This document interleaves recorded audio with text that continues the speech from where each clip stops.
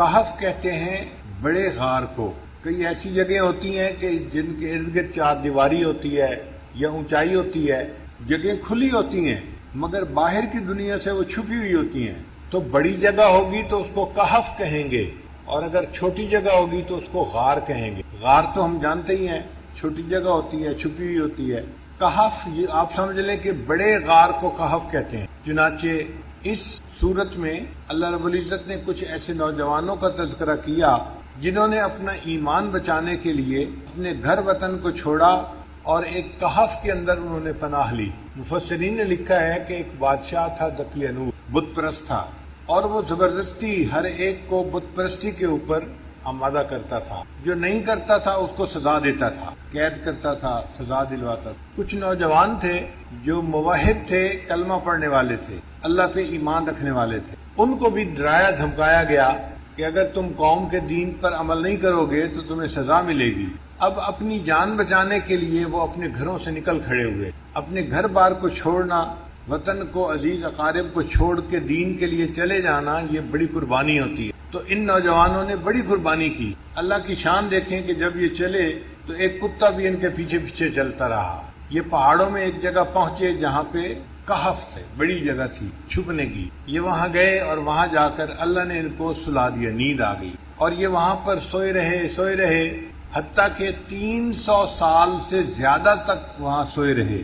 اللہ تعالیٰ اپنی قدرت سے ان کی کروٹیں بدلتے رہے اور کتا اس کہف کے دروازے کے اوپر بیٹھ کے پہرا دیتا رہا. 310 سال گزرنے کے بعد پھر ان کی آنکھ کھلی تو انہوں نے ایک دوسرے سے معلوم کیا کہ ہمیں سوئے ہوئے کتنی دیر گزر گئی. انہیں یوں لگ رہا تھا کہ ایک دن گزرا ہے یا دن کا کچھ حصہ گزرا ہے، لیکن یہ نہیں جانتے تھے کہ 300 سال گزر گئے ہیں. پھر انہوں نے کہا کہ اچھا بھوک لگی ہے تو ہم میں سے ایک بندہ چلا جائے اور شہر سے جا کے کھانا لے کے آئے. زیادہ لوگ جائیں گے تو لوگوں کو ہمارا پتہ چل جائے گا کہ یہ کون لوگ ہیں، اور پھر ہمارے لیے ایمان کو حفاظت مشکل ہو جائے گی. تو ایک بندے کو بھیجیں. ایک بندے کا چھپ کے جانا، کوئی چیز لے کے آنا آسان ہوتا، مگر جاتے ہوئے انہوں نے اس کو نصیحت بھی کی کہ دیکھو آپ جا رہے ہو، کوئی جھگڑے والی بات نہ کرنا، جس سے بات کرنی ہو نرمی سے بات کرنا. وَلْيَتَلَطَّفْ، نرمی کے انداز سے بات کرنا. یہ وَلْيَتَلَطَّفْ قرآن مجید کا درمیانی لفظ ہے، سب سے درمیانی لفظ ہے. یعنی اگر کوئی بندہ قرآن مجید کے درمیانی مقصد کو معلوم کرنا چاہے تو وہ یہ ہے کہ انسان کو چاہیے کہ وہ نرم خوئی اختیار کرے. یہ جو سخت گیر لوگ ہوتے ہیں نا، سخت مزاج والے، شریعت کی نظر میں اچھے لوگ نہیں ہوتے. اچھے لوگ وہ ہوتے ہیں جن کو اللہ نرم خوئی عطا فرماتا، دل کے نرم ہوتے ہیں، طبیعت کے نرم ہوتے ہیں، یہ اللہ کو پسندیدہ ہوتے ہیں. اور پھر انہوں نے یہ کہا کہ بھئی جانا تو حلال کھانا لے کے آنا. اس بات کو دیکھنا کہ ایھا ازکا طعاما، کون سا کھانا زیادہ پاکیزہ ہے. اس لیے کہ ولایت میں دو چیزیں بڑی اہم ہوتی ہیں، ایک رزق حلال اور دوسرا صدق مقال. بات کرے تو انسان سچی بات کرے، اور کھانا کھائے تو پاکیزہ کھانا کھائے. جتنا پاکیزہ کھانا ہوگا اتنا دل جلدی منور ہوگا. اور جو بندہ کھانے کی احتیاط نہ کرے وہ اپنی کی ہوئی محنت کو ضائع کر بیٹھتا ہے. ہمارے سلسلہ نقشبندیہ کے بزرگ تھے حضرت خواجہ غلام علی دہلوی رحمۃ اللہ علیہ. وہ فرماتے ہیں کہ ایک مرتبہ میں نے کسی جگہ پر کھانا کھا لیا اور وہ کھانا مشتبہ تھا، حرام نہیں تھا، شبہ تھا اس میں، اور اس کی وجہ سے میری ساری کیفیات زائل ہو گئی. میں نے آ کے اپنے شیخ حضرت مرزا مظہر جانا رحمۃ اللہ علیہ کو بتایا کہ حضرت میں نے تو ایک جگہ لقمہ کھا لیا اور میری کیفیت چلی گئی. حضرت نے فرمایا کہ آپ استغفار کرو اور روزانہ میرے پاس آؤ تاکہ میں تمہارے اوپر توجہ ڈالوں. فرماتے ہیں 40 دن مرزا مظہر جانا رحمۃ اللہ علیہ نے جب توجہ ڈالی تب جا کر میری کیفیتیں واپس آئیں. ایک طویل لقمہ کھانے سے کیفیتیں چلی گئیں اور 40 دن شیخ کی توجہ کے بعد پھر واپس لوٹ. تو اس لیے کھانے پینے میں احتیاط ضروری ہوتی ہے. اسی لیے کھانے کے فرائض میں سے یہ فرض ہے کہ کھانے والا دیکھے کہ یہ حلال ہے یا نہیں. اور حلال اور حرام دیکھنا تو نسبتاً آسان ہوتا ہے، جو مشتبہ ہوتا ہے وہ اور زیادہ مشکل ہے. ہمارے حضرت مرشد عالم رحمۃ اللہ علیہ کے بڑے صاحبزادے حضرت مولانا عبد الرحمن قاسمی رحمۃ اللہ علیہ واقعہ سنانے لگے کہ ایک مرتبہ مرشد عالم رحمۃ اللہ علیہ بیرون ملک کے سفر پر گئے ہوئے تھے اور حضرت خواجہ عبد المالک صدیقی رحمۃ اللہ علیہ وہ اسلام آباد تشریف لائے ہوئے تھے اور واپسی پہ وہ چکوال تشریف لے. تو کہنے لگے کہ میں گھر میں تھا تو مجھے ہی سارا انتظام کرنا تھا. میں نے حضرت کو بٹھایا اور اماں جی کو بتایا کہ امی حضرت تشریف لائے ہیں، آپ کھانا بنا دی. اور جب کھانے کا وقت آیا تو میں نے کھانا لے کے دسترخوان کے اوپر لگایا. صدیقی رحمۃ اللہ علیہ سے عرض کیا کہ حضرت آپ کھانا کھائیے. حضرت دسترخوان پہ تو بیٹھے رہے لیکن کھانا نہیں کھایا. جب میں نے دوسری تیسری دفعہ کہا کہ حضرت کھانا کھائیں تو حضرت نے میری طرف دیکھ کر مجھ سے کہا کہ تمہارے گھر میں یہ سور کیسے داخل ہوا؟ تمہارے گھر میں یہ سور کیسے داخل ہوا؟ کہنے لگے میں تو چکے چھوٹ گئے، پسینہ آ گیا کہ حضرت کیا فرما رہے ہیں کہ تمہارے گھر میں یہ سور کیسے داخل ہوا؟ میں گھر آیا اور میں نے اماں جی سے کہا کہ اماں جی حضرت کھانا نہیں کھا رہے اور فرما رہے ہیں کہ تمہارے گھر میں یہ سور کیسے داخل ہوا؟ کہنے لگے کہ اماں جی نے سر پکڑ لیا اور کہنے لگی او ہو مجھ سے بڑی غلطی ہوئی. میں ہمیشہ حضرت کا کھانا اپنے گھر سے بنایا کرتی تھی. یہ میری جو پڑوسن عورت ہے یہ مدتوں سے مجھے کہہ رہی تھی کہ تمہارے شیخ جب آئیں گے تو ان کا کھانا ایک وقت کا میں بناؤں گی. تو پڑوس کا لحاظ کرتے ہوئے میں نے اسے کہہ دیا تھا کہ حضرت آئے ہیں کھانا آپ بنا دو. یہ کھانا ہمارے گھر کا نہیں پکا ہوا، یہ پڑوسی کے گھر کا پکا ہوا. صاحبزادہ صاحب کہنے لگے کہ میں نے سوچا کہ وہ تو اسکول ماسٹر تھے تو ان کا حرام کا مال کیسے ہو گیا؟ وہ تو ڈیوٹی دیتے ہیں اور تنخواہ کا پیسہ لیتے ہیں، حرام کا پیسہ تو نہیں. کہنے لگے جب تحقیق کی تو پتہ چلا کہ وہ اپنی تنخواہ بینک میں رکھتے تھے اور بینک میں رکھنے کی وجہ سے اس میں سود کے پیسے شامل ہو جاتے تھے. وہ جو حلال مال کے اندر سود کے تھوڑے سے پیسے شامل ہو جاتے تھے اس کی وجہ سے پورا مال جو ہے حرام بن گیا تھا. اور حضرت صدیقی رحمۃ اللہ نے کشف کی نظر سے پہچان لیا اور فرمایا کہ بتاؤ تمہارے گھر کے اندر یہ سور کیسے داخل ہوا؟ پھر اماں جی نے اپنے گھر سے آٹا لیا اور کھانا بنایا اور حضرت صدیقی رحمۃ اللہ نے پھر کھانا نوش فرمایا. اس لیے ولایت کے میدان میں دو چیزیں بڑی اہم ہیں، رزق حلال اور صدق مقال. انسان بات کرے تو سچ بات کرے، جھوٹ سے بچے. اور دوسری بات کہ انسان کھانا کھائے تو حلال کھائے، کیونکہ اگر حرام کھانا ہوگا تو حدیث مطابق حدیث پاک میں آتا ہے کہ اس بندے کی دعا قبول نہیں کی جاتی. حدیث مبارکہ میں ہے کہ رو رو کے بندہ دعا مانگ رہا ہے، بیت اللہ سے لپٹ کے دعا مانگ رہا ہے، حالانکہ اس کا لباس حرام کا، اس کا کھانا حرام کا. اس بندے کی دعا کیسے قبول ہو سکتی؟ ہماری دعاؤں کی قبولیت کے نہ ہونے کی بنیادی وجہ مال کا پوری طرح حلال نہ ہونا. اس پہ بہت دھیان رکھنا چاہیے اور جو چیز منہ میں ڈالیں اس سے پہلے 100 دفعہ سوچنا چاہیے کہ یہ حلال ہے یا نہیں. ہمارے اسلاف تو کھانا کھانے سے پہلے 7 جگہوں تک دیکھتے تھے کہ اس چیز کی بیع ٹھیک ہوئی ہے یا نہیں ہوئی. احوال الصادقین میں علامہ عبدالوہاب شیرانی رحمۃ اللہ فرماتے ہیں کہ وہ 7 ہاتھ تک دیکھتے تھے کہ اس چیز کی بیع ٹھیک ہوئی ہے یا نہیں ہوئی. یعنی ہم نے کسی چیز بندے سے خریدی، اس بندے کے پاس ٹھیک چیز آئی یا نہیں آئی، پھر اس نے آگے جو خریدی تو وہ ٹھیک خریدی یا نہیں خریدی، پھر اس نے آگے جو خریدی، تو 7 ہاتھ تک دیکھتے تھے. ہم تو ایک ہاتھ بھی نہیں دیکھتے. بازار سے چیز لاتے ہیں، ہمیں کیا پتا لانے والا کیسے لے کے آیا ہے، ہم تو اس سے لے لیتے ہیں. ایک ہاتھ بھی نہیں دیکھتے آج کے دور میں. اور ہمارے اکابر 7 ہاتھ تک بیع کو دیکھا کرتے تھے. حضرت مرزا مظہر جان رحمۃ اللہ کے پاس ایک بندہ انگور لے کے آیا. حضرت انگور کھا لیجئے، تو حضرت نے انکار فرمایا. اس نے پھر کہا حضرت انگور کھا لیجئے، حضرت نے خاموشی اختیار کی. اس نے پھر تیسری مرتبہ کہا حضرت انگور کھا لیجئے، میں آپ کے لیے لایا ہوں. تو حضرت نے فرمایا یہ انگور میں کیسے کھاؤں، مجھے اس میں سے مردوں کی بو آ رہی ہے.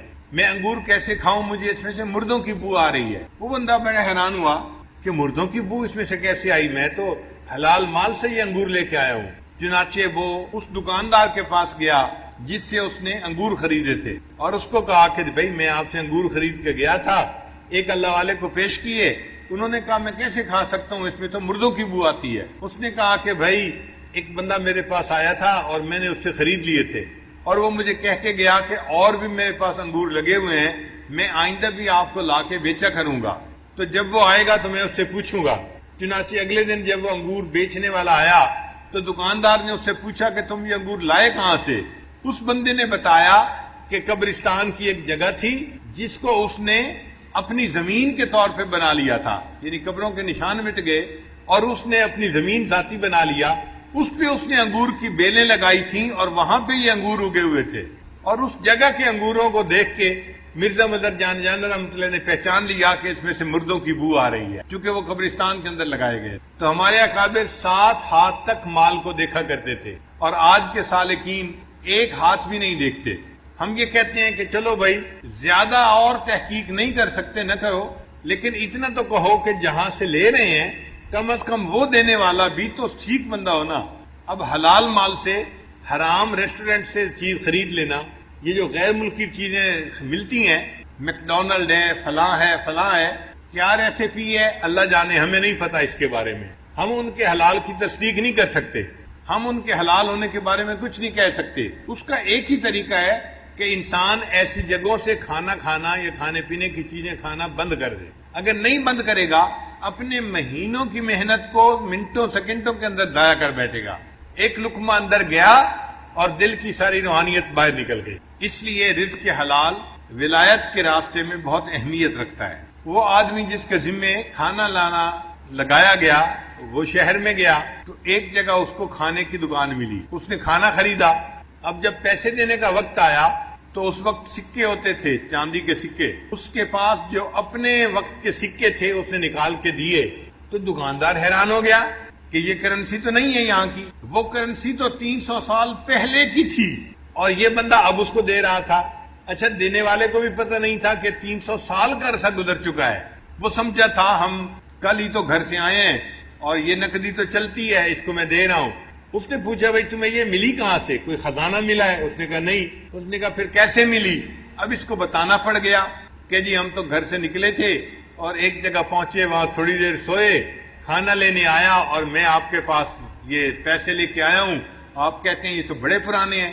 اس دکاندار نے لوگوں کو بتایا تو لوگ جو تھے وہ سارے اس کے ساتھ گئے اور انہوں نے جا کے اس جگہ کو دیکھا، تو اس طرح اصحاب کہف کا پتہ چل گیا۔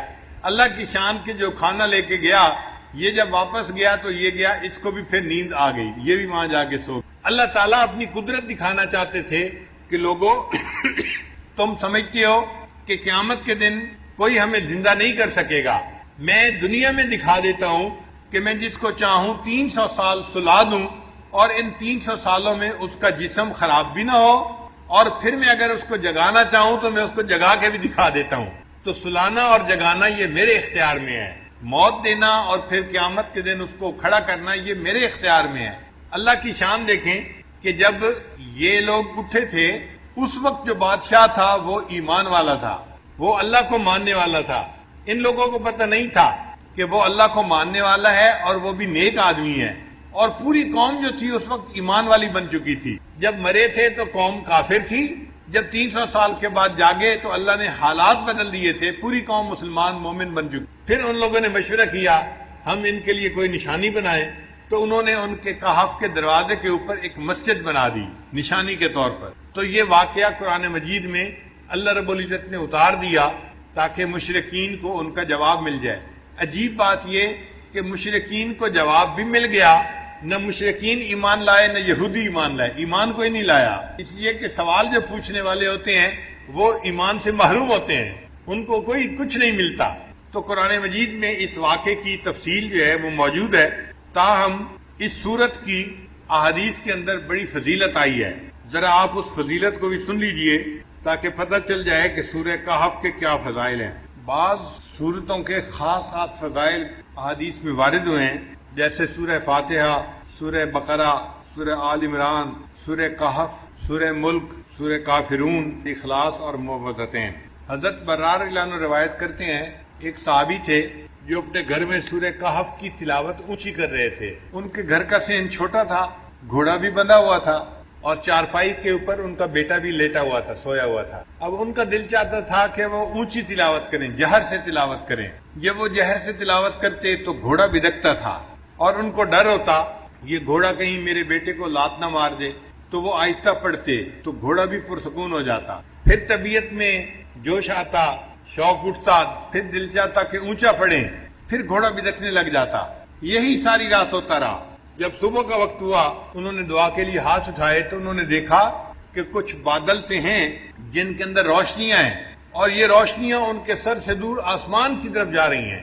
پھر وہ نبی علیہ السلام کی خدمت میں حاضر ہوئے، فذکر ذلک للنبی صلی اللہ علیہ وسلم، انہوں نے نبی علیہ السلام کے سامنے یہ پوری رات کا قصہ بتایا تو نبی علیہ السلام نے فرمایا کہ یہ اللہ تعالیٰ کے فرشتے تھے جو تمہارے قرآن کی تلاوت سننے کے لیے تمہارے قریب آ گئے تھے۔ اگر تم تلاوت کرتے رہتے تو مدینے کے لوگ اپنی آنکھوں سے اللہ کے فرشتوں کو دیکھ لیتے. تو سورہ کہف کی تلاوت سننے کے لیے اللہ کے فرشتے آسمانوں سے نیچے اتر پڑے. ابو درداء رضی اللہ عنہ روایت کرتے ہیں من حافظ 10 آیات من اول سورۃ الکہف، کہ جس بندے نے سورہ کہف کی پہلی 10 آیات کو یاد کر لیا، اسی من فتنۃ الدجال، اللہ تعالیٰ اس کو دجال کے فتنے سے محفوظ فرما لیں گے. پھر معاذ رضی اللہ عنہ فرماتے ہیں کہ نبی علیہ السلام نے ارشاد فرمایا من قرأ اول سورۃ الکہف وآخرها کانت لہ نورا من قدمہ الی رأسہ، کہ جس نے سورہ کہف شروع میں تلاوت کی اس کے لیے قدموں سے لے کے سر تک نور ہوگا. ومن قرأها کلھا، اور جس نے پوری سورہ کہف کی تلاوت کی کانت لہ نورا ما بین السماء الی الارض، تو اس کے لیے اللہ تعالیٰ زمین سے لے کے آسمان تک نور پیدا فرما دیں گے. سیدہ صدیقہ رضی اللہ عنہا فرماتی ہیں من قرأ من سورۃ الکہف 10 آیات، جس نے سورہ کہف میں سے 10 آیات پڑھی عند منامہ، سونے سے پہلے، اسم من فتنۃ الدجال، اللہ تعالیٰ اس کو دجال کے فتنے سے محفوظ فرمائیں گے. ابن عباس نے فرماتے ہیں کہ نبی علیہ السلام نے ارشاد فرمایا سورۃ الکہف تدعی فی التوراۃ حائل، کہ سورہ کہف کا نام تورات کے اندر حائل تھا. حائلہ کیا مطلب؟ حائل ہونے والی، یعنی یہ بندے اور قبر کے عذاب کے درمیان حائل ہونے والی صورت ہے، بندے اور شیطان کے درمیان حائل ہونے والی صورت ہے. عبداللہ رضی اللہ عنہ فرماتے ہیں قال رسول اللہ صلی اللہ علیہ وسلم، کہ نبی علیہ الصلوۃ والسلام نے ارشاد فرمایا البیت الذی تقرأ فیہ سورۃ الکہف، وہ گھر جس کے اندر سورہ کہف کی تلاوت کی جاتی ہے، لا یدخلہ شیطان تلک اللیلہ، اس رات شیطان اس گھر کے اندر داخل نہیں ہو سکتا. یعنی جو بندہ رات کو سورہ کہف تلاوت کر لے گا اس گھر کے اندر شیطان رات کو داخل نہیں ہو سکتا. آپ اندازہ لگائیے اس سورت کی کتنی عظمت ہے کہ جس گھر میں رات کو پڑھی جائے شیطان رات کو داخل نہیں ہو سکتا. تو بھئی اگر دن میں پڑھی جائے گی تو دن میں بھی داخل نہیں ہو سکے گا، اور جس گھر کے لوگ پڑھیں گے وہ فتنہ دجال سے محفوظ رہیں گے. اس سورت کو یاد کرنا اور اس کی کثرت سے تلاوت کرنا یہ بہت فائدے کی بات ہے. اسی لیے جمعہ کے دن اس سورت کا پڑھنا اور بھی زیادہ ثواب کا باعث ہے. نبی علیہ السلام نے ارشاد فرمایا کہ سورہ کہف کو جمعہ کے دن تلاوت کیا کرو. تو ہم سورہ کہف کی بھی تلاوت کریں جمعہ کے دن اور اس کو یاد کر کے پڑھنے کی کوشش کریں تاکہ اللہ تعالیٰ ہمیں شیطان سے بھی بچائے اور جو دجال ہے اللہ تعالیٰ اس کے فتنے سے بھی ہمیں محفوظ. سورہ کہف سے پہلے ایک سورت ہے سورہ اسراء، اس کا نام ہے.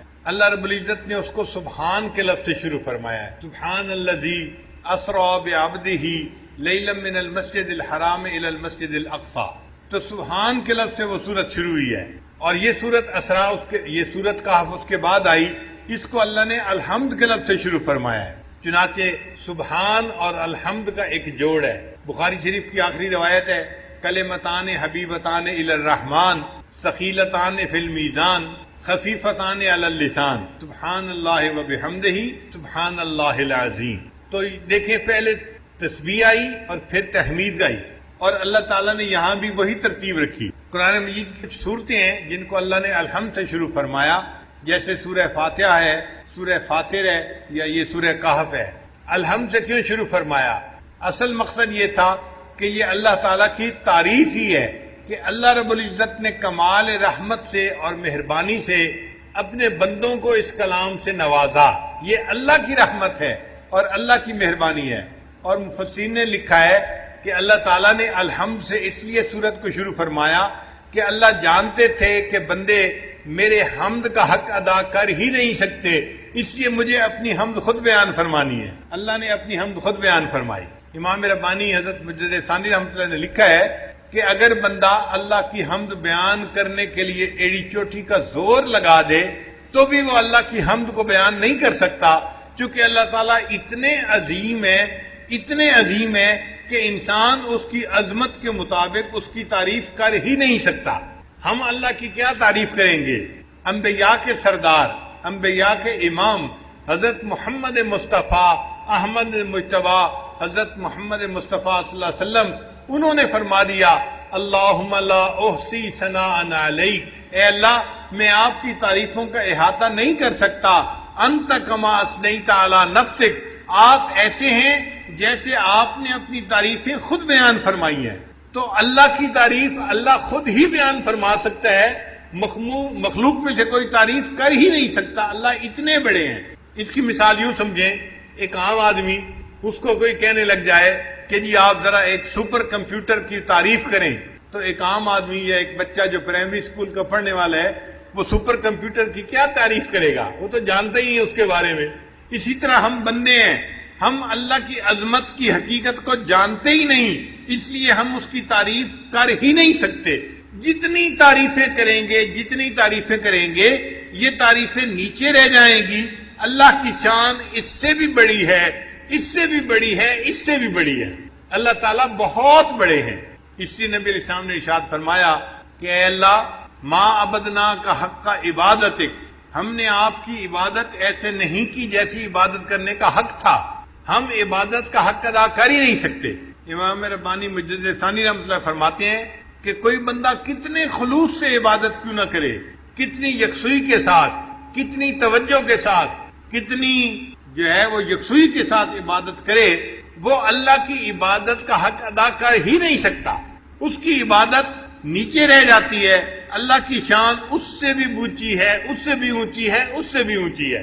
اب یہاں پہ ایک سوال پیدا ہوتا ہے کہ جب ہم اللہ تعالیٰ کی حمد بیان کر ہی نہیں سکتے جیسے اللہ تعالیٰ اونچے ہیں، حمد کے لائق ہیں، پھر ثواب کیوں ملتا ہے؟ پھر ثواب کیوں ملتا ہے بندے کو؟ تو علماء نے اس کا جواب دیا. علماء جواب دیتے ہیں کہ اگر باپ اپنے بیٹے کو اسکول داخل کروائے نا، اور شام کو بچہ گھر واپس آئے اور آ کے کہ ابو میں نے لکھنا سیکھا ہے، باپ کہتا ہے بیٹا دکھاؤ تختی، تو بیٹا تختی دکھاتا ہے، اس نے ٹیڑھی سیڑھی لائنیں لگائی ہوتی ہیں، کچھ سمجھ میں نہیں آ رہا ہوتا، لیکن باپ اس کو انکریج کرنے کے لیے، اس کا دل رکھنے کے لیے اس کو آئس کریم انعام لے کے دے دیتا ہے. یہ جو آئس کریم کا انعام ہے یہ خوش خطی کا انعام نہیں ہے، یہ اس کا دل رکھنے کے لیے اس پر شفقت کا اظہار ہے. اسی طرح اللہ جو ہماری عبادتیں قبول کرتے ہیں وہ ہماری عبادتوں کی کوئی اچھائی نہیں ہوتی، بلکہ ان اللہ بالناس لرؤوف الرحیم، اپنے بندوں پر رؤوف اور رحیم ہے. اس کی رافت اور رحمت کا یہ تقاضا ہے، اللہ اپنے بندوں کی ٹوٹی پھوٹی عبادت پر بھی ان کو اجر عطا فرما دیتا ہے. اس لیے اللہ تعالیٰ نے اس سورت کو الحمد کے لفظ سے شروع فرمایا. الحمدللہ الذی انزل علی عبدہ الکتاب ولم یجعل لہ عوجا، سب تعریف اللہ ہی کے لیے ہے جس نے اپنے بندے پر کتاب نازل فرمائی اور اس کتاب میں ذرا بھی کجی نہیں رکھی. یعنی یہ کتاب ایسی ہے کہ اس میں کوئی کمی نہیں، کوئی کجی نہیں ہے، نہ کوئی آپس میں ایک دوسرے کے ساتھ فرق ہے، نہ کوئی کمزوری ہے، کسی قسم کی کوئی کمزوری ہے ہی نہیں.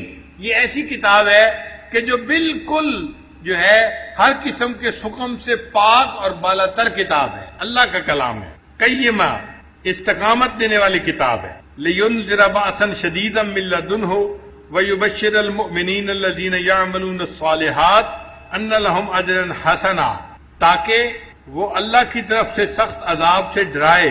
یعنی جو لوگ ایمان نہیں لاتے اور نیک اعمال نہیں کرتے، قرآن ان کو ڈراتا ہے آخرت کے عذاب سے. اس میں ترغیب بھی ہے، ترہیب بھی ہے. نیک لوگوں کو جنت کی بشارت دی جاتی ہے اور جو بات کو نہیں مانتے ان کو جہنم کی عذاب کے بارے میں بتایا جاتا ہے، تاکہ ڈرائے ان لوگوں کو سخت عذاب سے اور مومنین کو بشارت دے جو نیک عمل کرتے ہیں کہ ان کے لیے اچھا اجر ہے. اچھا اجر کون سا ہے؟ مومنین کے لیے جنت اللہ نے بہترین اجر بنایا ہے. ماکثین فیہ ابدا، وہ اس میں ہمیشہ رہیں گے، جنت میں ہمیشہ ہمیشہ رہیں گے.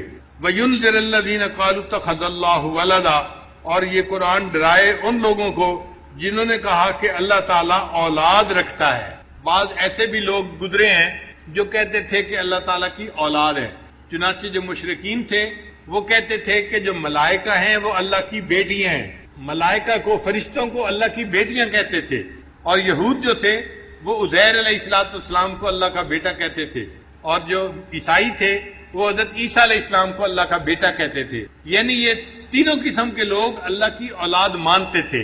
ایک مسلمان ہے جو یقین رکھتے ہیں کہ اے اللہ آپ اولاد سے پاک ہیں. قل واللہ احد اللہ الصمد لم یلد ولم یولد ولم یکن لہ کفوا احد. اور اسی لیے اللہ تعالیٰ کو ایمان والوں سے محبت ہے کہ یہ میری عظمت کو جانتے ہیں اور میرے اوپر صحیح ایمان لانے والے بندے ہیں۔ اللہ تعالیٰ کو اس بات پہ بہت غصہ آتا ہے کہ کوئی ان کے ساتھ اولاد کو جوڑے۔ فرماتے ہیں ما لہم بہی من علم ولا لآبائہم، اس کے بارے میں کچھ بھی علم نہیں ہے ان لوگوں کو اور نہ ان کے باپ دادوں کو، یعنی یہ بھی جاہل ہیں اور ان کے باپ دادا جو کہتے تھے نا کہ اللہ کی اولاد ہے وہ بھی جاہل ہے، اس لیے کہ سانپ کا بیٹا سانپ ہی ہوتا ہے۔ یہ جاہل تھے، انہوں نے اولاد جنی تو وہ بھی جاہل ہی نکلی، اور ان کی اولاد نے بھی کہا کہ اللہ تعالیٰ کا بیٹا ہے۔ اللہ فرماتے ہیں کبرت کلمۃ تخرج من افواہہم، کہ بڑے بول ہیں جو ان کے منہوں سے نکل رہا ہے، ان یقولون الا کذبا، یہ نہیں بولتے مگر جھوٹ، یہ جھوٹ بات کر رہے ہیں۔ پھر اللہ تعالیٰ نے اپنے پیارے حبیب صلی اللہ علیہ وسلم کی تسلی فرمائی کہ چونکہ اللہ کے حبیب صلی اللہ علیہ وسلم 15 دن وحی نہ آنے کی وجہ سے بہت غمزدہ بھی تھے۔ اللہ فرماتے ہیں فَلَعَلَّكَ بَاخِعٌ نَفْسَكَ عَلَىٰ آثَارِهِمْ إِن لَّمْ يُؤْمِنُوا بِهَٰذَا الْحَدِيثِ آسَفًا، تو ایسا تو نہیں کہ آپ ان کے پیچھے اپنی جان کو غم کی وجہ سے ہلاک کر دینے والے ہیں اور یہ لوگ اس مضمون پر ایمان نہ لائیں۔ اگر یہ لوگ ایمان نہیں لاتے آپ اتنے غمزدہ کیوں ہوتے ہیں؟ آپ کے اوپر تو ہے بات کو پہنچانا، وما علیک الا البلاغ، آپ نے تو بات پہنچا دی، آپ کی ذمہ داری ختم ہو گئی۔ اب اگر یہ ایمان نہیں لاتے تو اے میرے حبیب صلی اللہ علیہ وسلم آپ کتنا غم کیوں کرتے ہیں؟ آپ کیوں اپنے آپ کو پریشانی میں ڈالتے ہیں؟ پھر آگے فرمایا انا جعلنا ما علی الارض زینۃ لہا لنبلوہم ایہم احسن عملا، بلا شبہ زمین پر جو کچھ ہے ہم نے اس کے لیے زینت بنایا ہے تاکہ ہم آزمائیں کہ ان لوگوں میں سے کون اچھا عمل کرتا ہے۔ زمین کے اوپر جو کچھ بھی ہے وہ سب کا سب ہمارے لیے امتحان ہے۔ زمین کی زیب و زینت بھی امتحان ہے، زمین کے اوپر مال وہ بھی امتحان ہے، زمین کے اوپر جمال وہ بھی امتحان ہے، ہر چیز ہمارے لیے امتحان ہے۔ اور اللہ تعالیٰ نے یہ اس لیے امتحان بنایا کہ وہ دیکھنا چاہتے ہیں کہ کون ہیں جو نیک عمل کرنے والے ہیں۔ وَإِنَّا لَجَاعِلُونَ مَا عَلَيْهَا صَعِيدًا جُرُزًا، اللہ فرماتے ہیں اور زمین پر جو کچھ ہے بلا شبہ ہم اسے بالکل صاف میدان بنا دینے والے ہیں۔ اور یہ چند دن کی بات ہے، یہ جو کچھ ہے ایک وقت آئے گا کہ ہر چیز مٹ جائے گی، یہ سب مٹی کی ڈھیری بن جائے گی اور اللہ تعالیٰ زمین کو چٹیل میدان بنا دیں گے۔ یہ زمین کے اوپر جو درخت نظر آ رہے ہیں یا عمارتیں نظر آ رہی ہیں یہ سب ختم ہونے والی چیزیں ہیں، یہ فانی چیزیں ہیں، ان سے دل لگانا بے وقوفی کی بات ہے۔ اب نبی علیہ السلام کو تسلی دینے کے بعد اللہ رب العزت نے اصحاب کہف کا قصہ اب شروع فرمایا۔ فرماتے ہیں ام حسبت ان اصحاب الکہف والرقیم کانوا من آیاتنا عجبا، کیا آپ نے یہ خیال کیا ہے کہ کہف اور رقیم والے ہماری نشانیوں میں سے عجیب چیز تھے؟ کہف کہتے ہیں بڑے غار کو، اور رقیم کا لفظ رقم سے ہے۔ رقم قرآن پاک کا لفظ ہے، اس کا معنی ہوتا ہے لکھنا، اور اردو میں بھی استعمال ہوتا ہے، رقم نمبر ہم استعمال کرتے ہیں اردو زبان میں بھی۔ تو رقیم جو ہے اصل میں ایک پلیٹ تھی جس کے اوپر قوم نے ان اصحاب کہف کے بارے میں کچھ لے کے اس کو کہف کے دروازے کے اوپر فکس کر دیا تھا۔ آج کل لوگ بھی اپنے گھروں کے اوپر بھی پلیٹیں لگا دیتے ہیں اور اپنی فیکٹریوں کے اوپر بھی نشان لگا دیتے ہیں۔ تو اس زمانے میں ایک پتھر کے اوپر کچھ لکھ کر لگا دیا گیا تھا تو اس کو رقیم کہا گیا، وہ جو پلیٹ بنا دی تھی انہوں نے۔ تو اصحاب کہف تو تھے اس غار کی وجہ سے، اور رقیم تھے اس پلیٹ کی وجہ سے جو دروازے کے اوپر لگا دی گئی تھی، تو ان کو اصحاب کہف و رقیم کہا گیا۔ اللہ فرماتے ہیں اذ اول فتیۃ الی الکہف فقالوا ربنا آتنا من لدنک رحمۃ وہیئ لنا من امرنا رشدا، کہ جب جوانوں نے غار میں ٹھکانہ پکڑا تو انہوں نے کہا اے ہمارے رب اپنے پاس سے ہمیں رحمت عطا فرما اور ہمارے لیے ہمارے کام میں اچھی صورتحال مہیا فرما۔ قرآن مجید کی یہ خوبی ہے کہ وہ جب کوئی قصہ بیان کرتا ہے تو اس کی جزیات کے اندر نہیں جاتا، چونکہ وہ بے فائدہ ہوتا ہے، کام کی بات سے کام رکھتا ہے، جو اصل مقصود ہے وہ پہنچا دیتا ہے اور اس سے مقصد پورا ہو جاتا ہے۔ تو قرآن مجید نے یہ نہیں کہا کون سا زمانہ تھا، کون سا بادشاہ تھا اور کیا واقعہ پیش آیا، اتنا کہا کہ وہ چند نوجوان تھے جو غار کے اندر داخل ہوئے اس لیے کہ وہ اپنے ایمان کو بچانا چاہتے تھے، اور انہوں نے دعا مانگی ربنا آتنا من لدنک رحمۃ وہیئ لنا من امرنا رشدا، اے اللہ اے ہمارے رب ہمیں اپنے پاس سے رحمت عطا فرما اور ہمارے لیے ہمارے کام میں اچھی صورتحال مہیا فرما۔ بس اتنی بات بتائی اور بات کو مکمل کر دیا۔ پھر جب وہ کہف کے اندر آ گئے، اللہ فرماتے ہیں فَضَرَبْنَا عَلَىٰ آذَانِهِمْ فِي الْكَهْفِ سِنِينَ عَدَدًا، سو ہم نے ان کے کانوں پر سال ہا سال تک پردہ ڈال دیا، پھر ہم نے انہیں اٹھایا۔ جب انسان سوتا ہے نا تو اس کے کانوں کے اوپر پردہ آ جاتا ہے۔ نیند کا تعلق دو چیزوں کے ساتھ ہے، ایک آنکھوں کے ساتھ ہے اور ایک کانوں کے ساتھ ہے۔ اگر کانوں میں آواز چلی جائے تو بھی نیند ڈسٹرب ہو جاتی ہے، اگر آنکھوں کے آگے روشنی آ جائے تو بھی نیند ڈسٹرب ہو جاتی ہے۔ اسی لیے سائنسدانوں نے یہ لکھا ہے کہ ایک آدمی اگر کسی جنگل کے اندر سویا ہوا ہے تو رات ہوگی تو اس کو نیند آئے گی، اور جیسے ہی صبح کی روشنی ہوگی تو بند آنکھوں کے باوجود اس کی آنکھوں کے اندر سے روشنی اس کے دماغ تک جائے گی اور اس کو پتہ چل جائے گا کہ صبح کا وقت ہو گیا ہے اور اس کی آنکھ کھل جائے گی۔ تو صبح کے وقت، سحری کے وقت خود بخود آنکھ کھل جاتی ہے۔ تو آنکھ کھلتی ہے، روشنی دماغ تک پیغام دے یا کان کی آواز دماغ تک پیغام دے۔ تو اللہ فرماتے ہیں کہ وہ غار میں سوئے ہوئے تھے، تو صاف ظاہر ہے کہ غار کے اندر اللہ نے ان کو سلانے کے لیے ان کے کانوں کے اوپر پردہ ڈال دیا تھا، اور پردہ آنے کی وجہ سے اب ان کو گہری نیند آ گئی تھی۔ وہ 300 سال تک سوئے رہے، اور اس دوران اللہ ان کی کروٹیں بھی بدلتے رہے اور ان کی نیند میں خلل نہیں آیا۔ ثم بعثناہم، پھر ہم نے انہیں اٹھایا، جگایا کہ ہم جان لیں لنعلم ای الحزبین احصی لما لبثوا امدا، کہ دونوں گروہ میں سے کون سا گروہ ان کے ٹھہرنے کی مدت کو ٹھیک طرح سے شمار کرنے والا ہے۔ یعنی کیا ان کو خود پتا ہے کہ یہ کتنا سوئے ہیں، یا ان کی قوم کو پتا ہے کہ یہ نوجوان کتنا عرصہ اس کہف کے اندر سوئے رہے ہیں؟ ہم دیکھنا چاہتے تھے کہ کوئی جانتا ہے کہ نہیں اس بات کو۔ اللہ فرماتے ہیں نحن نقص علیک نبأہم بالحق، کہ ہم آپ سے ان کا واقعہ بالکل ٹھیک بیان کرتے ہیں۔ انہم فتیۃ آمنوا، بلا شبہ وہ چند نوجوان تھے، بربہم وزدناہم ہدا، جو اپنے رب پر ایمان لائے اور اللہ نے ان کی ہدایت کو اور زیادہ کر دیا۔ قرآن مجید میں نوجوانوں کا تذکرہ اللہ تعالیٰ نے خاص طور پر کیا ہے۔ ایک سیدنا ابراہیم علیہ السلام کا تذکرہ اللہ نے کیا، وہ بھی نوجوان تھے اور اللہ کی توحید پہ قائم تھے، اور انہوں نے بتوں کو توڑ دیا تھا، فجعلہم جزازا، اور ان کے بارے میں لوگ کہتے تھے کہ انا سمعنا فتى یذکرہم یقال لہ ابراہیم، ہم نے ایک نوجوان کے بارے میں سنا ہے وہ ہمارے بتوں کے خلاف باتیں کرتا تھا۔ تو ابراہیم علیہ السلام کے جوانی کا تذکرہ اللہ نے قرآن مجید میں کیا ہے۔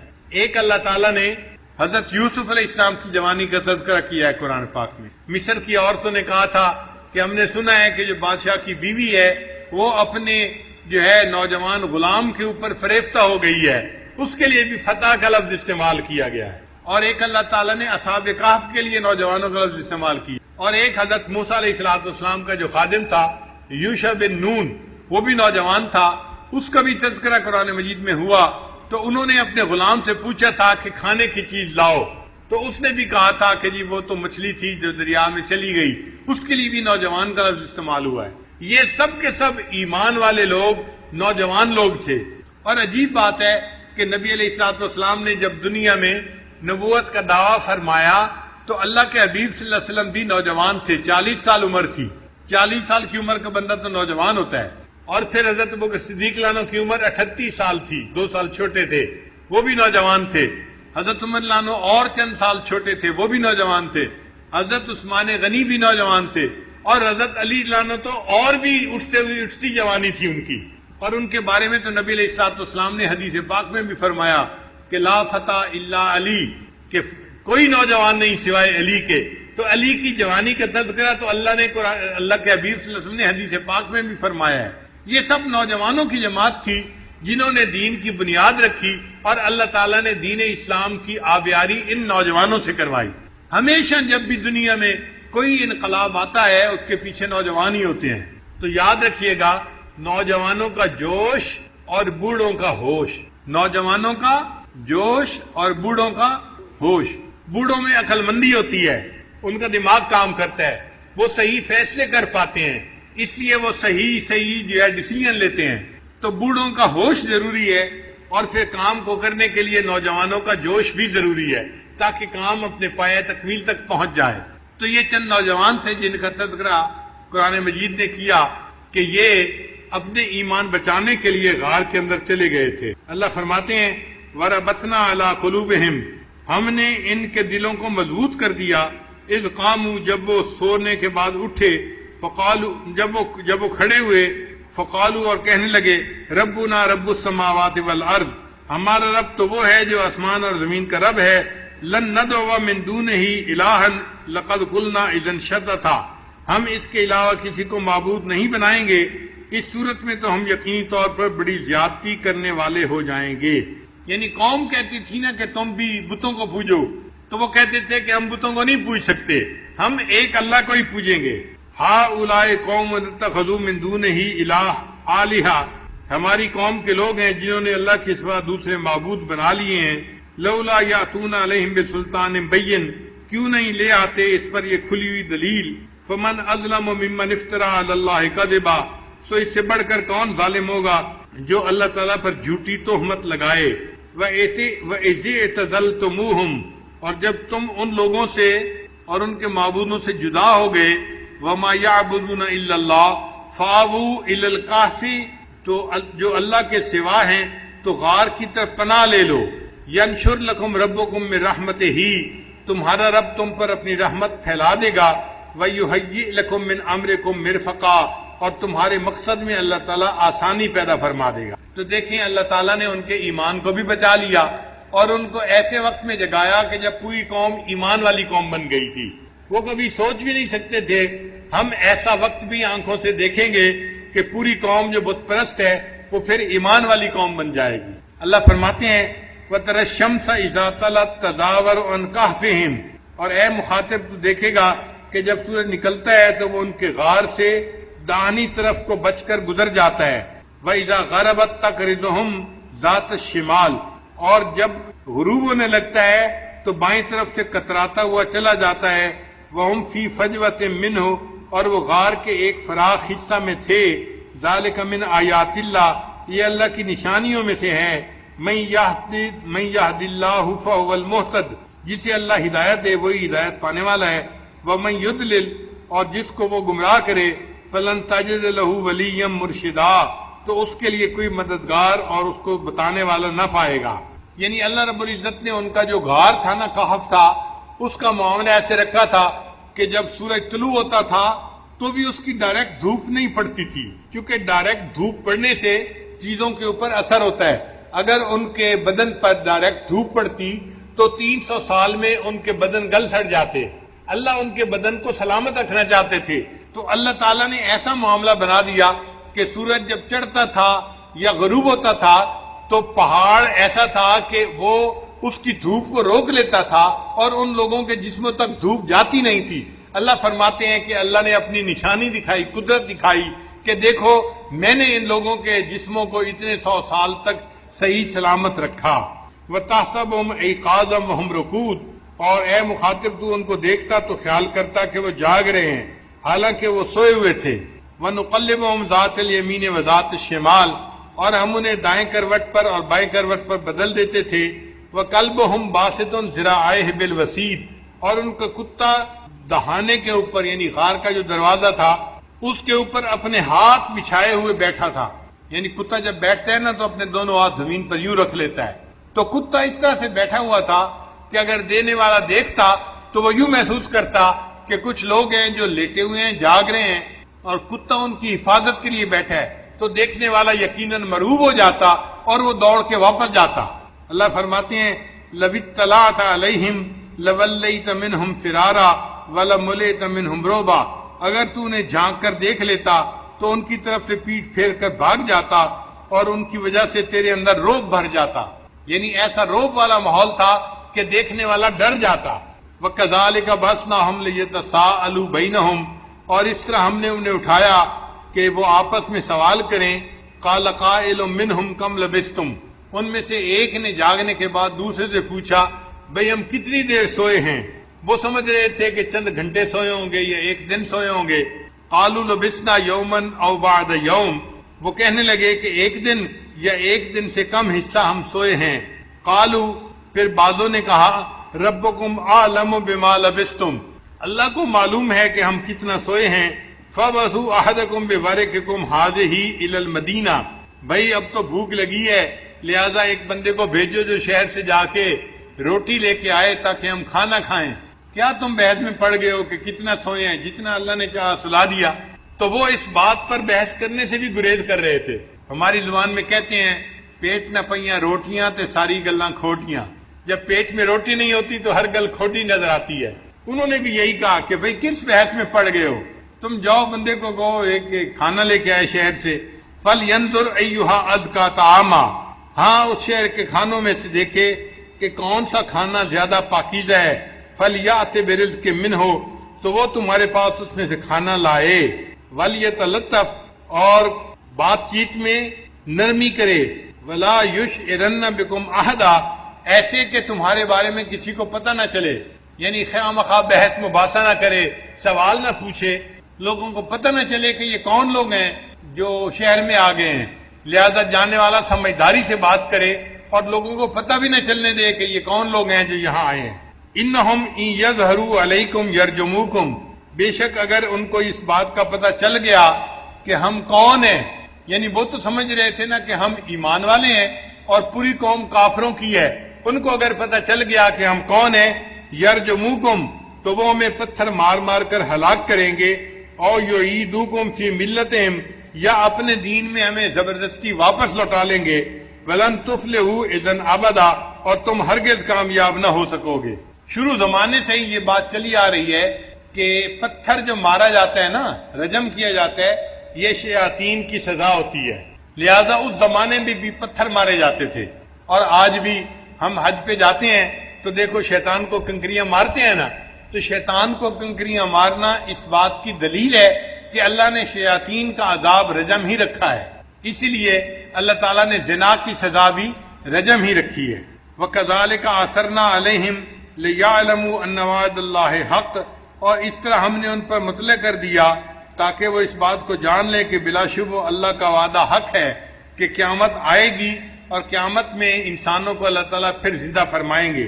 وَأَنَّ السَّاعَةَ لَا رَيْبَ فِيهَا، اور قیامت میں آنے میں کوئی شک نہیں ہے، اِذْ يَتَنَازَعُونَ بَيْنَهُمْ أَمْرَهُمْ، جب وہ لوگ اپنے درمیان ان کے بارے میں جھگڑ رہے تھے، فَقَالُوا ابْنُوا عَلَيْهِمْ بُنْيَانًا، سو انہوں نے کہا کہ ان کے اوپر ایک عمارت بنا دو، رَبُّهُمْ أَعْلَمُ بِهِمْ، ان کا رب خوب ان کو جانتا ہے، قَالَ الَّذِينَ غَلَبُوا عَلَىٰ أَمْرِهِمْ، کہا انہوں نے جو اس معاملے میں غالب آئے، لَنَتَّخِذَنَّ عَلَيْهِمْ مَسْجِدًا، ہم ضرور ان کے اوپر مسجد بنائیں گے، یعنی نشانی کے طور پر انہوں نے ان کے اوپر مسجد بنا دی۔ آگے فرمایا سَيَقُولُونَ ثَلَاثَةٌ رَابِعُهُمْ، کچھ لوگ یوں کہیں گے کہ وہ 3 بندے تھے اور چوتھا ان کا کتا تھا، وَيَقُولُونَ خَمْسَةٌ سَادِسُهُمْ كَلْبُهُمْ، اور کچھ لوگ کہیں گے کہ وہ 5 تھے اور چھٹا ان کا کتا تھا، رجمًا بالغیب، یہ سب اٹکل پچو لگا رہے ہیں، وَيَقُولُونَ سَبْعَةٌ وَثَامِنُهُمْ، اور کچھ لوگ کہیں گے کہ وہ 7 ہیں اور 8واں ان کا کتا ہے، قُل رَبِّي أَعْلَمُ بِعِدَّتِهِمْ، آپ فرما دیجئے کہ میرا رب ان کی تعداد کو بہتر جانتا ہے، الا قلیل، مگر تھوڑے سے لوگ ہیں جو جانتے ہیں، فَلَا تُمَارِ فِيهِمْ إِلَّا مِرَاءً ظَاهِرًا، سو آپ اس کے بارے میں سرسری بحث کے علاوہ زیادہ بات نہ کیجئے، وَلَا تَسْتَفْتِ فِيهِمْ مِنْهُمْ أَحَدًا، اور ان کے بارے میں کسی سے سوال بھی نہ کیجیے۔ مقصد یہ تھا کہ بھئی ان کی تعداد کتنی ہے اصحاب کہف کی، یہ فضول سی بات ہے، یہ کوئی ایسی بات نہیں کہ جس کے اوپر کسی سے پوچھ پرتیت کی جائے یا اس کا فیصلہ کیا جائے۔ وہ 7 تھے، 5 تھے، 8 تھے، 2 تھے، اللہ ان کی تعداد کو بہتر جانتا ہے۔ بہرحال کچھ نوجوان تھے جنہوں نے غار میں پناہ لی تھی اور اللہ نے ان کے ایمان کو محفوظ کر دیا تھا۔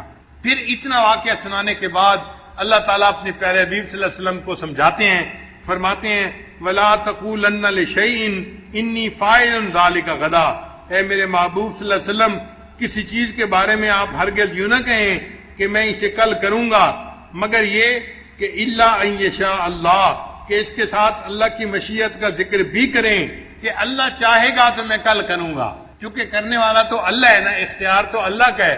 اللہ تعالیٰ اپنی کبریائی بھی دکھانا چاہتے تھے کہ معاملہ تو میرے ہاتھ میں ہے، جو چاہوں وہ میں کروں گا، تو آپ اگر کوئی بات کریں تو کہیں کہ اللہ چاہیں گے تو میں کل کروں گا۔ وَاذْكُر رَبَّكَ إِذَا نَسِيتَ، اے میرے محبوب جب آپ بھول جائیں تو اپنے رب کو یاد کریں۔ وَقُلْ عَسَىٰ أَن يَهْدِيَنِ رَبِّي، لِأَقْرَبَ مِنْ هَذَا رَشَدًا، اور آپ یوں کہہ دیجئے کہ امید ہے میرا رب مجھے وہ بات بتا دے گا جو ہدایت کے اعتبار سے اس سے قریب تر ہے۔ وَلَبِثُوا فِي كَهْفِهِمْ 300 سِنِينَ وَازْدَادُوا 9، اللہ فرماتے ہیں کہ وہ لوگ اپنے غار میں 309 سال رہے، یعنی شمسی اعتبار سے 300 سال رہے، اور اگر قمری اعتبار سے کریں تو پھر وقت زیادہ بن جاتا ہے، تو 309 سال بن گئے اس طرح سے۔ قُلِ اللَّهُ أَعْلَمُ بِمَا لَبِثُوا، اللہ ہی خوب جاننے والا ہے کہ وہ کتنی مدت رہے۔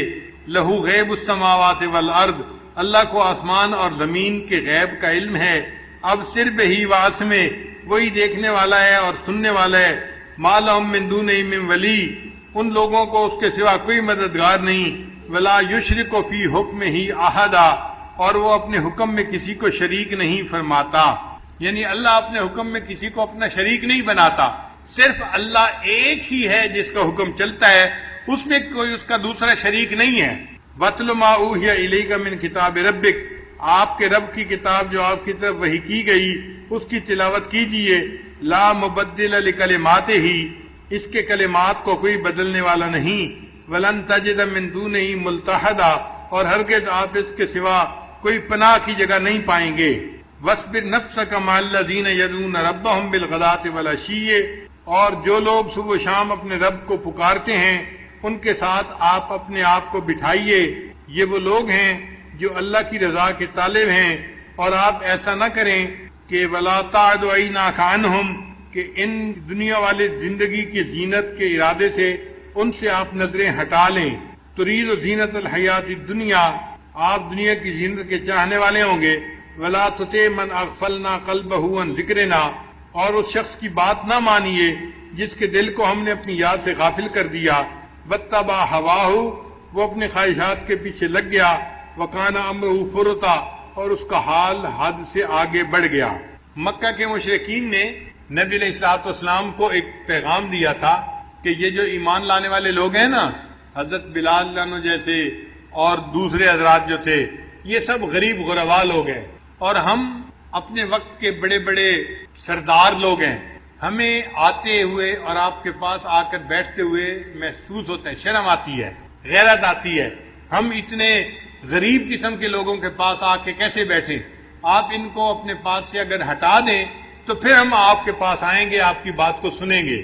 تو جب انہوں نے یہ پیغام بھیجا، اللہ رب العزت نے آیت اتار دی، اے میرے حبیب صلی اللہ علیہ وسلم، یہ مکار لوگ ہیں، یہ مشرکین کے جو سردار ہیں، آپ ان کی دنیا کی حیثیت کا ذرا خیال نہ کیجئے، اور جو آپ کے پاس لوگ ہیں آپ ان صحابہ کے پاس بیٹھیے، یہ ایمان کے ساتھ اپنے دلوں کو بھرنے والے لوگ ہیں، آپ ان میں اپنا وقت گزاریے اور ان کو اپنی صحبت عطا فرمائیے۔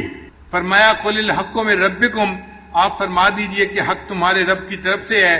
فَمَن شَاءَ فَلْيُؤْمِن، تو جس کا جی چاہے وہ مومن ہو جائے، وَمَن شَاءَ فَلْيَكْفُرْ، اور جس کا جی چاہے وہ کافر رہے۔ اِنَّا أَعْتَدْنَا لِلظَّالِمِينَ نَارًا، بے شک ہم نے ظالموں کے لیے آگ تیار کر رکھی ہے۔ أَحَاطَ بِهِمْ سُرَادِقُهَا، اس کی دیواریں گھیرے ہوئے ہوں گی ان کو جہنم میں۔ وَإِن يَسْتَغِيثُوا يُغَاثُوا بِمَاءٍ كَالْمُهْلِ يَشْوِي الْوُجُوهَ، اور جب وہ فریاد کریں گے تو انہیں پینے کے لیے ایسا پانی دیا جائے گا جو تیل کی تلچھٹ کی طرح ہوگا، اور وہ منہوں کو بھون ڈالے گا، یعنی اتنا گرم ہوگا کہ جب جہنمی اس کو پینے لگیں گے تو ان کے ہونٹ جل جائیں گے۔ بئس الشراب، پینے کی کتنا برا مشروب ہے۔ وساعت مرتفقہ، اور وہ دوزخ آرام کی بری جگہ ہے۔ ان الذین آمنوا وعملوا الصالحات، بے شک جو لوگ ایمان لائے اور انہوں نے نیک اعمال کیے، انا لا نضیع اجر من احسن عملا، ہم ایسے لوگوں کے نیک اعمال کو ضائع نہیں کریں گے۔ اولئک لہم جنات عدن تجری من تحتہم الانہار، ان لوگوں کے لیے ہمیشہ رہنے کے لیے باغ ہے جن کے نیچے نہریں جاری ہوں گی۔ یحلون فیہا من اساور من ذہب، انہیں سونے کے کنگنوں کا زیور پہنایا جائے گا، یعنی جنت میں جنتی مرد بھی سونے کے کنگن پہنیں گے۔ بعض طلباء اس بات پہ بڑے حیران ہوتے ہیں کہ بھئی مرد لوگ سونے کے کنگن پہنیں گے۔ ہاں بھئی، کہا سونے کے کنگن گیا ہے، مگر اللہ تعالیٰ وہ ایک ایسا زیور بنائیں گے جو مرد کو اچھا لگے گا۔ اب آپ دیکھیں، آج کسی بندے کو راڈو کی گھڑی مل جائے نا تو ایسے ایسے کر کے دکھا رہا ہوتا ہے دوسروں کو. بھئی یہ جو تم ہاتھ اوپر کر کے راڈو کی گھڑی دکھا رہے ہو، کیوں دکھا رہے ہو؟ تمہیں اچھی لگ رہی ہے نا. اور روڈو کی گھڑی بھی لیتے ہیں تو جس کے اوپر سونے کی تہ چڑی ہوتی ہے وہ لیتے ہیں کہ جی اچھی لگے.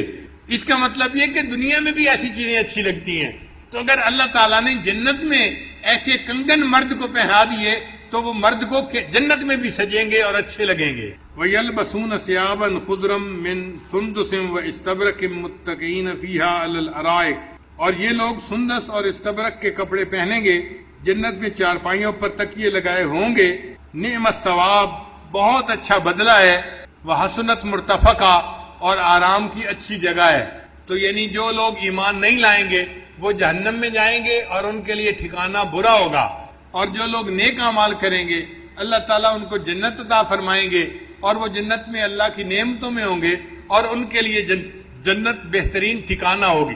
یہاں تک اصحاب کہف کا جو قصہ تھا وہ پورا ہو گیا. اب اس کے بعد اگلا قصہ ہوگا، لہذا اس قصے کا درس ہم انشاءاللہ کل تک موقوف رکھتے ہیں. چند باتیں اور آپ کی خدمت میں عرض کر دیں کہ سورہ کہف کا لب لباب کیا ہے. اس کو سمجھنے میں اس عاجز کو تقریباً 2 سال لگانے پڑے. 2 سال سے سورہ کہف کی تفاسیر یہ عاجز پڑھ رہا ہے اور الحمدللہ کہ تقریباً 120 سے زیادہ تفاسیر کا مطالعہ کیا، جن میں سے 30 تفاسیر اردو کی تھیں، باقی عربی کی تھیں اور ایک فارسی کی بھی تھی. اور فارسی کی جو تفسیر تھی اس سے سب سے زیادہ فائدہ ہوا. اور وہ فارسی کی تفسیر ہمارے سلسلہ کے بزرگوں میں سے ایک بزرگ گزرے ہیں، عبداللہ انصاری رحمۃ اللہ علیہ، افغانستان میں تھے، نقشبندی بزرگ تھے. ان کی تفسیر ہے کشف الاسرار و عدت الابرار. اس میں انہوں نے بہت نکات لکھے ہیں، دل خوش ہو جاتا ہے وہ تفسیر پڑھ کے. وہ تفسیر اس وقت کہیں مطبوعہ نہیں ملتی دنیا میں، کہیں مخطوطہ اس کا ملا اور ہم نے اپنے بعض دوستوں کی مہربانی اور تعاون سے اس کو حاصل کیا اور پھر اس سے پڑھ کر ہم نے کچھ نقطے نکالے اور وہ انشاءاللہ آئندہ درس کے اندر آپ کی خدمت میں پیش کریں گے تو آپ کو پوری صورت کے لب لباب کا پتہ چل جائے گا. اس کو سمجھنا ہی مشکل ہے. بہت دیر تک میں یہی سمجھتا رہا کہ سورہ کہف کا اصل مدعا وہ چند نوجوان تھے جو غار اور کہف کے اندر چلے گئے تھے. ہم اس کو سمجھتے تھے کہ یہ مدعا ہے اس کا پوری صورت کا. پھر بعد میں پتہ چلا کہ نہیں، اصل مدعا تو کچھ اور ہے اور اللہ نے پوری صورت کو اتنے پیارے طریقے سے جو ہے نازل فرمایا ہے کہ انسان حیران ہوتا ہے. اب اس کا جو لب لباب ہے نا اس کو کہتے ہیں سینٹرل آئیڈیا. کیا کہتے ہیں؟ Central idea. طلباء کہیں گے ہمیں بھی کیا مشکل لفظ کہنے سکھا رہے ہیں. یعنی وہ اس کا لب لباب ہے، اس کا مقصود ہے اس کا. تو وہ میں آپ لوگوں کو اس وقت بتا دوں تاکہ آپ 5-10 دن وہ لب لباب سنتے رہیں گے تو ذہن میں بات جم جائے گی کہ سورت کا اصل مقصود کیا ہے. یہ بات ذہن میں رکھیے کہ اللہ رب العزت انسان کو اس دنیا میں 8 قسم کے حالات سے آزماتے ہیں. کتنے حالات سے آزماتے ہیں؟ 8 طرح کے حالات سے. عزت سے، ذلت سے، صحت سے، بیماری سے، نفع سے، نقصان سے، خوشی سے اور غمی سے. یہ 8 حالات بن گئے. 8 طرح کے حالات. ہر بندہ ہر وقت ان 8 میں سے کسی نہ کسی ایک حال میں ہوتا ہے. یا صحت مند ہوگا، یا بیمار ہوگا، یا خوش ہوگا، یا غمزدہ ہوگا، یا عزت میں ہوگا، یا ذلت میں ہوگا، یا فائدے میں ہوگا، یا نقصان میں ہوگا. یہ 8 حالات ہیں جو بندوں کے اوپر عدلتے بدلتے رہتے ہیں. اگر ان 8 حالات کا لب لباب کرے تو وہ 2 حالات بنتے ہیں، یا اچھے حالات یا برے حالات. یہ دو مطلب تقسیم ہو گئی. یعنی 8 حالات کو اگر ہم اور تقسیم کریں تو کتنے حالات میں تقسیم کریں گے؟ 2 حالات میں. یا نفع کا حال، عزت کا حال، صحت کا حال، یہ اچھے حالات ہیں. ذلت کا حال، بیماری کا حال، نقصان کا حال، یہ برے حالات ہیں. تو تقسیم بن گئی 2 حالات کی. اچھے حالات میں اللہ بندے کو آزماتے ہیں اور کبھی برے حالات میں آزماتے ہیں. تو کتنے حالات میں اللہ بندے کو آزماتے ہیں؟ 2 حالات میں. 2 حالات کون کون سے؟ اچھے حال میں اور اچھے حال میں آزماتے ہیں کہ یہ میرا بندہ میری نعمتوں کا شکر ادا کرتا ہے یا نہیں کرتا. اور برے حالات میں آزماتے ہیں کہ میرا یہ بندہ ان کے اوپر ان مشکلات کے اوپر صبر کرتا ہے یا نہیں کرتا.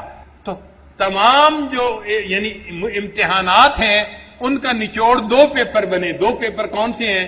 ایک صبر کا پیپر اور ایک شکر کا پیپر. اللہ تعالیٰ دو طرح سے بندے کو آزماتے ہیں. کبھی نعمتیں دے کے آزماتے ہیں، شکر کا پیپر ہوتا ہے، یہ ٹھیک حل کرتا ہے یا نہیں کرتا. یہ نعمتوں میں اگر غافل ہو جاتا ہے اور نافرمانی پہ اتر آتا ہے اور دنیا داری میں لگ جاتا ہے اور نفس کی خواہشات میں لگ جاتا ہے تو یہ اپنے پیپر میں فیل ہو گیا. اور اگر میں نے مشکل حالات بھیجے اور ان مشکل حالات میں یہ بندہ اپنے جو ہے مایوسی میں چلا جاتا ہے اور دین سے ہٹ جاتا ہے، اعمال میں پیچھے ہٹ جاتا ہے، تو اس نے صبر نہیں کیا، یہ بھی اپنے پیپر میں فیل ہو گیا. تو صبر کے وقت میں انسان صبر کرے اور شکر کے وقت میں انسان شکر ادا کرے تو پھر وہ انسان کامیاب ہوتا ہے. تو یہ بات سمجھ آ گئی کہ ہمارے اس زندگی میں جو یہ دارالامتحان ہے، اس امتحان میں مختلف پیپر ہمیں دینے پڑتے ہیں. ان تمام پیپروں کا نچوڑ اور لب لباب کتنے پیپر بنے؟ 2 پیپر بنے. ان پیپروں کا نام کیا ہے؟ ایک شکر کا پیپر اور ایک صبر کا پیپر. یہاں تک بات اچھی طرح سمجھ آ گئی. اب اس سے اگلی بات سمجھیں. اللہ تعالیٰ نے جب حضرت آدم علیہ السلام کو پیدا فرمایا تو اللہ تعالیٰ نے بھی ان کو ان دونوں پیپروں میں آزمایا. ایک تو ان کو جنت میں رکھا کہ شکر ادا کریں، نعمتیں تھیں، اور ایک اللہ تعالیٰ نے ان کو ایک درخت کا پھل کھانے سے منع فرما دیا. یہ صبر کے پیپر تھا. تو کتنے پیپروں میں آزمایا آدم علیہ السلام کو؟ کون کون سے پیپر تھے؟ صبر کا اور شکر کا. تو شکر کے پیپر میں تو آدم علیہ السلام کامیاب ہو گئے، لیکن جو صبر کا پیپر تھا نا، اس میں شیطان نے قسمیں کھا کے ان کو دھوکہ دے دیا. وقاسمہما، قرآن کہتا ہے کہ شیطان نے قسمیں کھا کے کہا کہ آپ اس کو کھا لیجئے، اور وہ بھول گئے تھے اس وقت کہ میں نے اللہ سے وعدہ کیا ہوا ہے کہ میں نے اس کا یہ پھل نہیں کھانا. اب چونکہ بھول ہو گئی تھی اور شیطان نے قسمیں کھائی تھی، اعتماد کر لیا تھا، اس لیے انہوں نے وہ پھل کھا لیا، اور جو صبر کا پیپر تھا اس میں پھر کامیابی نہ ہو سکی. اب جب صبر کے پیپر میں کامیابی نہ ہوئی تو اللہ نے ان کو جنت سے اتار کر زمین پر پہنچا دیا. تو یوں آدم علیہ السلام زمین پر اتر آئے اور ان کی اولاد کو زمین کے اوپر اپنی زندگی گزارنی پڑ گئی. اس لیے سورہ کہف کے اندر 5 واقعات ہیں. سورہ کہف کے اندر کتنے واقعات ہیں؟ 5 واقعات ہیں. یہ بہت توجہ سے یاد کرنے والی بات ہے. پہلا واقعہ ہے حضرت آدم علیہ السلام کا. یہ پوری سورہ کہف کا درمیانی واقعہ ہے، سینٹرل واقعہ ہے. یہ ایک قلب ہے پوری سورہ کہف کا. یہ واقعہ کون سا ہے؟ حضرت آدم علیہ السلام کا واقعہ. آیتیں تھوڑی سی ہیں حضرت آدم علیہ السلام کے بارے میں یا ابلیس کے بارے میں، چند آیتیں ہیں واقعہ، اور اس لیے پڑھنے والے لوگوں کی توجہ ہی نہیں جاتی کہ یہ جو تھوڑا سا ہنٹ دیا گیا ہے یہ لب لباب ہے اس پوری صورت کا. ادھر توجہ ہی نہیں جاتی، سمجھنے میں مشکل پیش آتی ہے. تو آدم علیہ السلام کا واقعہ اور شیطان کا بھی اللہ نے اس میں تذکرہ کیا. یہ واقعہ پوری صورت کا لب لباب ہے، اور اس میں اللہ نے 2 پیپروں کا تذکرہ کیا. کون کون سے پیپر تھے؟ صبر کا اور شکر کا. پھر اللہ نے اس واقعے سے پہلے 2 واقعات کا تذکرہ کیا. آدم علیہ السلام کے واقعے سے پہلے کتنے واقعات کا تذکرہ کیا؟ 2 واقعات کا. اور وہ 2 واقعات عوام الناس کے تھے، یہ بھی ذہن میں رکھیں. وہ 2 واقعات کن کے تھے؟ عوام الناس کے واقعات تھے. ایک واقعہ تھا نوجوانوں کا کہف کے اندر جانا، جو آج ہم نے پڑھا. اور یہ واقعہ جو تھا یہ صبر کا امتحان تھا نوجوانوں سے، اور یہ نوجوان صبر کے امتحان میں کامیاب ہو گئے. انہوں نے صبر کیا نا، گھر چھوڑا، رشتہ دار چھوڑے، بیوی بچے چھوڑے، غار میں چلے گئے. انہوں نے تکلیف پہ صبر کیا اور وہ اس صبر کے اندر کامیاب ہو گئے. اللہ نے ان کو اپنے مقبول بندوں میں شامل فرمایا. تو ایک واقعہ ہے نوجوانوں کا، اور یہ نوجوان کون تھے؟ عام نوجوان تھے. ان عام نوجوانوں کا واقعہ ہے، اور یہ صبر کا پیپر تھا، اور اس صبر کے پیپر میں یہ نوجوان کامیاب ہو گئے. پھر اس کے بعد اللہ نے ایک دوسرا واقعہ سنایا صاحب جنتین، ایک بندے کا جس کے باغات تھے. یہ بندہ تھا جس کو اللہ نے خوب مال دیا تھا، پیسہ دیا تھا، صحت دی تھی، غنی بنایا تھا. یہ بھی عام بندہ تھا، کوئی خاص بندہ نہیں تھا، بس پیسے والا تھا، اتنی سی بات تھی. ویسے عوام الناس میں سے تھا. اس کو اللہ نے امتحان میں ڈالا، اور اس کا امتحان کیا تھا؟ شکر کا پیپر تھا. اس کا امتحان کیا تھا؟ کہ میں نے نعمتیں دی ہیں، اے بندے تم میرا شکر ادا کرو. لیکن یہ بندہ مال کی وجہ سے خواہشات نفسانی میں لگ گیا اور یہ اللہ کو بھول گیا، اللہ پہ ایمان ہٹا بیٹھا، لہذا یہ اپنے پیپر میں فیل ہو گیا، ناکام ہو گیا. تو آدم علیہ السلام کا واقعہ درمیان میں ہے. ان سے 2 پیپر لیے گئے، صبر کا اور شکر کا. اور ان سے پہلے دو واقعات کو بیان کیا گیا. کون کون سے واقعات؟ ایک اصحاب کہف کا، یہ بھی عوام الناس کا واقعہ تھا، اور ایک صاحب جنتین کا، یہ بھی عوام الناس میں سے ایک بندہ تھا مگر مال والا تھا. مگر پہلا پیپر صبر کا تھا اور دوسرا پیپر، پہلے والے بندے کامیاب ہو گئے اور دوسرے والا بندہ ناکام ہو گیا. پھر اللہ تعالیٰ نے آدم علیہ السلام کے واقعات کے بعد دو واقعات کا اور تذکرہ کیا، اور یہ دونوں واقعات خواص کے واقعات تھے. یہ توجہ رکھیں، پہلے واقعات عوام الناس کے واقعات تھے، اور آدم علیہ السلام کے واقعے کے بعد دو واقعات بیان کیے، یہ خواص کے واقعات تھے. کون کون سے خواص کے واقعات؟ ایک خواص میں سے سیدنا موسیٰ علیہ السلام کا واقعہ، جو کلیم اللہ تھے، اولو العزم رسول تھے، وہ خواص میں سے تھے. ایک ان کا واقعہ اللہ نے بیان کیا، اور ان سے بھی اللہ نے صبر کا پیپر لیا، اور ان کو بھی کہنے والے نے کہا تھا آپ صبر نہیں کر پائیں گے، اور نتیجہ واقعی کیا نکلا کہ انہوں نے سوال پوچھ لیا، اور واقعی ان کے اس پیپر میں بھی کچھ کمی رہ گئی. نبی علیہ السلام نے حدیث پاک میں فرمایا کہ اگر موسیٰ علیہ السلام صبر کر لیتے تو ہمیں اور زیادہ باتوں کا پتہ چل جاتا جو وہ علم والا بندہ ہمیں بتا دیتا. تو جو یہ واقعہ تھا یہ خواص کا واقعہ تھا. ان خواص میں کون خاص تھے؟ حضرت موسیٰ علیہ السلام جو کلیم اللہ تھے، جو اولو العزم رسول تھے، ان کے اوپر یہ امتحان آیا. امتحان تھا صبر کا، مگر واقعی صبر کا رکھنا مشکل تھا، کیونکہ واقعے کی تفصیلات ہی ایسی تھی کہ ایک بندہ ایک کام کو ہوتے دیکھ رہا تھا اور شرعاً بات سمجھ میں نہیں آ رہی تھی. ایک لڑکے کو کیوں قتل کیا جا رہا ہے، ایک کشتی کو کیوں سوراخ کیا جا رہا ہے، ایک دیوار کو بغیر اجرت کے کیوں بنایا جا رہا ہے، تو وہ پوچھتے تھے کہ کیوں کیا جا رہا ہے. اور اس صبر نہ کرنے پر پھر اللہ تعالیٰ نے اس واقعے کا لب لباب نکالا کہ بھئی دیکھو، یہ صبر عوام الناس سے بھی لیا جاتا ہے اور صبر کا پیپر خواص سے بھی لیا جاتا ہے. کئی مرتبہ عوام الناس پاس ہو جاتے ہیں اور خواص پاس نہیں ہو پاتے، اور کئی مرتبہ خواص پاس ہو جاتے ہیں، عوام الناس پاس نہیں ہو جاتے. تو اصل مقصد بتانا یہ تھا، عام ہو یا خاص ہو، میرا امتحان سب کے لیے ایک جیسا ہے. میرے بندو، تم سب بندے ہو اور میں تمہارا رب ہوں، لہذا تمہارے اوپر صبر کے امتحان آئے گا، تم نے بندہ بن کے صبر کرنا ہے، اور اگر شکر کا امتحان آئے گا تم نے میری تعریفیں کرنی ہے، میری حمد بیان کرنی ہے، میری اطاعت اور فرما برداری کرنی ہے. لہذا آدم علیہ السلام کے واقعات کے بعد پھر دو واقعات بتائے گئے. ایک واقعہ حضرت موسیٰ علیہ السلام کا اور خضر علیہ السلام کا ہے، اور دوسرا واقعہ ذوالقرنین، سکندر ذوالقرنین کا واقعہ. وہ بھی خواص میں سے تھا، کیوں کہ وقت کا بادشاہ تھا اور اللہ نے ان کو بڑا علم دیا تھا اور اللہ نے ان کو بصیرت دی تھی، اور انہوں نے اللہ کے حکموں کو جو ہے قائم کیا تھا دنیا کے اوپر. تو جو دین کو دنیا پر قائم کرنے والا بندہ ہو اور وقت کا بادشاہ بھی ہو تو وہ تو بڑا خاص بندہ ہوتا ہے جو شریعت کو قائم کرنے والا ہو. تو لہذا یہ بھی خواص کا واقعہ تھا. اور ان کے اوپر جو امتحان آیا وہ کس کا تھا؟ وہ شکر کا امتحان تھا کہ اللہ نے ان کو دنیا کی ہر نعمت عطا فرمائی تھی. اتبعہم سببا، یعنی جس چیز کی ان کو طلب ہوتی تھی اللہ ان کو وہ چیز پہنچا دیتے تھے، ان کو وہ چیز مل جاتی تھی. تو جب اتنی نعمتیں اللہ نے ان کو عطا فرما دی تو نفس تو ایسے بندے کو جو ہے غرور اور تکبر کے اوپر ابھارتا ہے، مگر ان کے اندر غرور پیدا نہیں ہوا. انہوں نے کہا کہ نہیں، سب کام کرنے والا میرا اللہ ہے اور ہم نے اپنے اللہ کی فرما برداری کرنی ہے. انہوں نے چونکہ اللہ کا شکر ادا کیا لہذا اللہ نے ان کے واقعے کا تذکرہ بھی قرآن مجید میں فرما دیا. تو پوری سورہ کہف میں کتنے واقعات بیان ہوئے؟ ان 5 واقعات میں سب سے درمیانی واقعہ کون سا ہے؟ حضرت آدم علیہ السلام کا. اور آدم علیہ السلام سے کتنے پیپر اللہ نے لیے؟ اور ان 2 پیپروں میں کون کون سے تھے؟ صبر کا اور شکر کا. اور اولاد آدم سے بھی اللہ تعالیٰ کتنے پیپر لیتے ہیں؟ ہم سے 2 پیپر لیے جاتے ہیں. کون کون سے؟ لیکن جب ہمیں صبر کا وقت آتا ہے تو ہم مایوسی کی باتیں کرنے لگ جاتے ہیں، شکوے کی باتیں کرنے لگ جاتے ہیں. بیٹا فوت ہو تو ذرا ماں کی بات سنا کریں، کیا کیا باتیں کرتی ہیں. جوان بیٹا اللہ نے مجھ سے لے لیا، یہ کر لیا، وہ کر لیا، ہم بے صبری کی باتیں کرنے لگ جاتے ہیں. جوان عورت کا خامند فوت ہو جائے بڑا صدمہ ہوتا ہے واقعی، مگر اللہ صبر دیکھنا چاہتے ہیں. اور وہ عورت اس جوانی کی موت کے اوپر کیا کیا آواز زبان سے نکالتی ہے، سننے والی باتیں ہوتی ہیں. بندہ دیکھتا ہے کہ یہ پاس ہو رہا ہے یا فیل ہو رہا ہے، اپنی آنکھوں سے دیکھتا ہے.